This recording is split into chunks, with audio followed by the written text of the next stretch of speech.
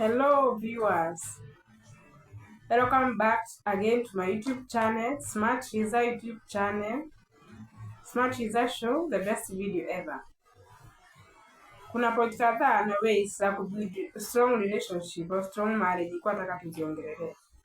Nilikuwa nataka kusema hata huyo mwanaume mwenye alikuoa au huyo mwanamke usiexpect akufanyie vitu 100%. Hana hiyo nguvu, because hata Mungu wetu tukimwomba kitu sisi zote huwa anatimiza na na sababu zake. There is as to why afanye hii na asifanye hiyo ingine. So my viewers, niko nataka usiexpect everything from your man or from your wife, because si vitu zote hata yeye ataweza kufanya. Utaexpect hiki na akakupea hicho, because vitu zingine they do the way they do. You cannot even force vitu zingine zifanyike penye wewe mwenyewe unataka. So usidrive mtu kuwa man juu watu nataka kufanya yeye mwenyewe haezi afford. Another thing is that keep communication lines open. Don't assume you know what your spouse is thinking or feeling. Wakati mwingine kwa relationship juu hamjashida na mtu utadompate useme basi ule ni ile mambo yake tu, maandishi yake ni vile tu mwili yake haiko poa, ndio mimi tena behave. Usiassume, communicate, muulize what is wrong. Juu venye umeshida kwenye mashida naye ameshida kwenye shida, huyu ni nini ameadabu hiyo time yenye mko pamoja nikamfanya akue na hiyo hali yenye utampata nayo.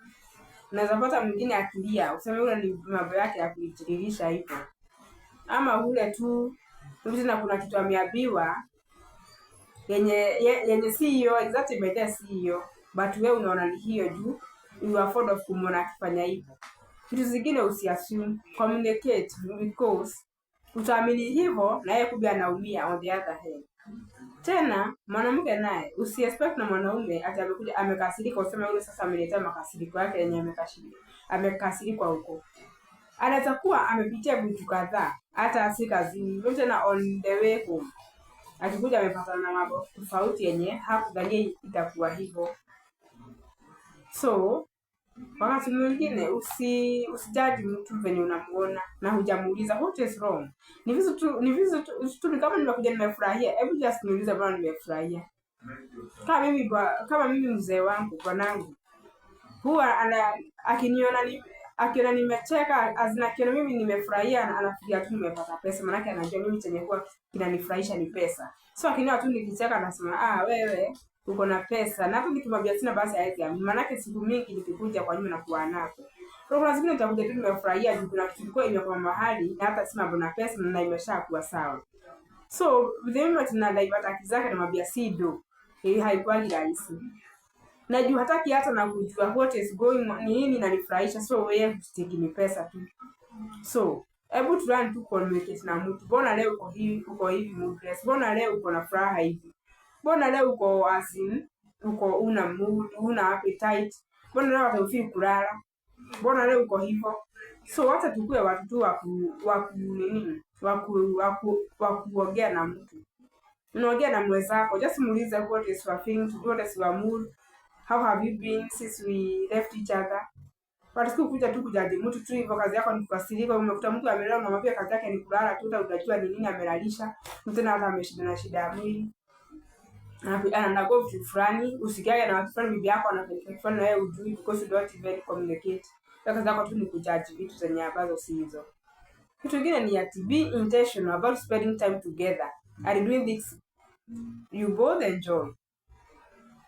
Wakati mwingine kwa marriage, hapa hivi ni kwa marriage relationship, utakuta sasa mwingine anataka kufanya vitu kando, vitu peke yake.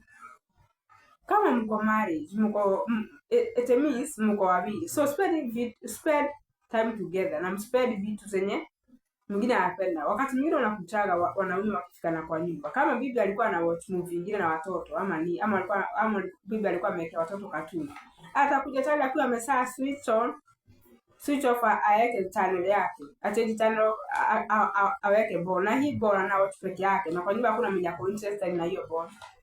But hataki kujua yeye tu jua atakuwatch bona, hataki kujua kama kuna mwingine atakuwatch bona. So wanaume tuache kukua independent, hata kama yes wewe ndio ni TV na nyumba as much as ni yako. Hebu just tu tujue unataka hiyo na mimi sitaki hiyo. Kuna wengine wanapenda boxing sana. Mwanamke mwingine anapenda tu kusikia tu mahubiri, anataka tu kuhubiri. Sasa mwanamume naye anakuwa bored na hiyo. Mbona unashindwa ukisikia huyu mahubiri? Naye haoni venye yeye ana irritate bibi yake na hizo tabia za kushinda akiona boxing. Anaona tu mahubiri yake. So let's communicate. What do you love? Unapenda channel gani? Tuweke hiyo leo tuone yako, kesho tuone yangu. At least hivyo. Tuna make maisha inakuwa easy na kisha unaacha kuwekea mwingine mzigo wa shangaa. Yaani fulani nikiingia huko tayari nakosa amani. Manake akiingia tu hivyo anataka kitu fulani yenye mimi sipendi. So understand mwenzako anapenda hiki na wewe hupendi hicho. So acha uelewe hata kama mtafanya hivyo. Kesho mbadilishe mfanye. Lakini si kila siku tu wewe peke yako. Itakuwa si poa by the way, na atakuwa anaona kweli hapa ni kama alikuja ni kama alikuja kukalisha mtu azikusukuma maisha ya mtu mwingine yake ikiwa imesimama mahali. So tuangaliane na hiyo hali. Let's communicate by the way. I direct both enjoy kwa hali yenye inafaa. Lakini sikuforce mtu apende kitu yenye hataki. Kama mtu apende kitu hata ukamwambia usiku wake hawezi ona maana yake.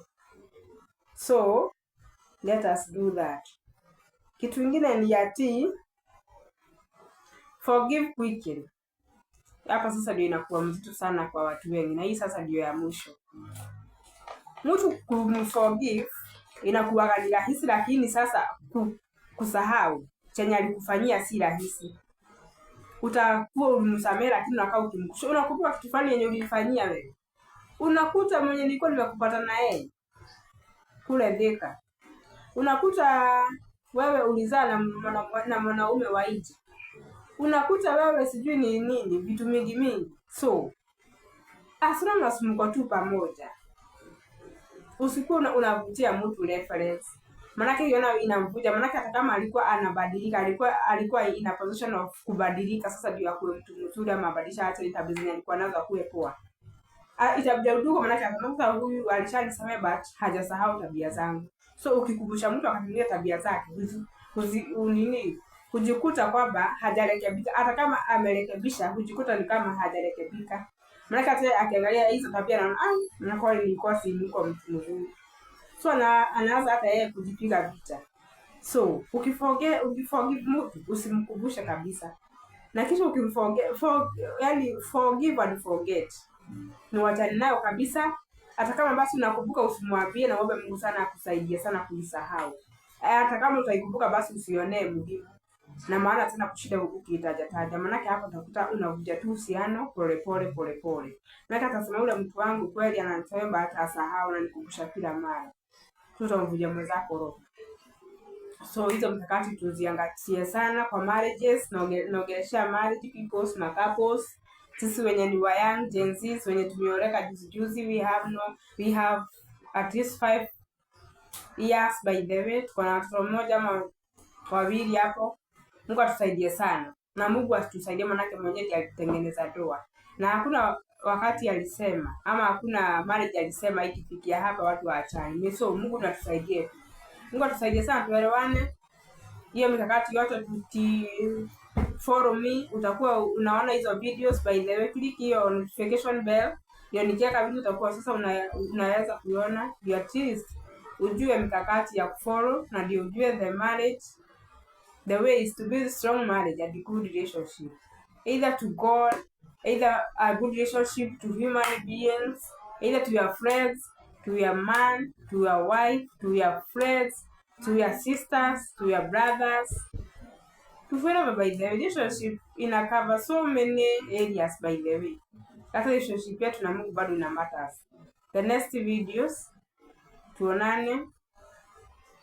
Like, share and comment. May God bless you. Have a nice time. Thank you, my viewers. Goodbye.